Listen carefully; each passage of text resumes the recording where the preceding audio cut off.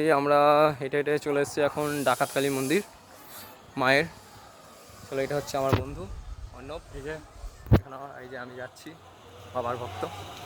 এখন বাবার ভক্ত যেহেতু বাবার সাথে দেখা করতে হবে, কিন্তু মাকে তো দেখা করতে হবে, তাই মায়ের মন্দিরের কাছাকাছি আমরা চলে এসেছি।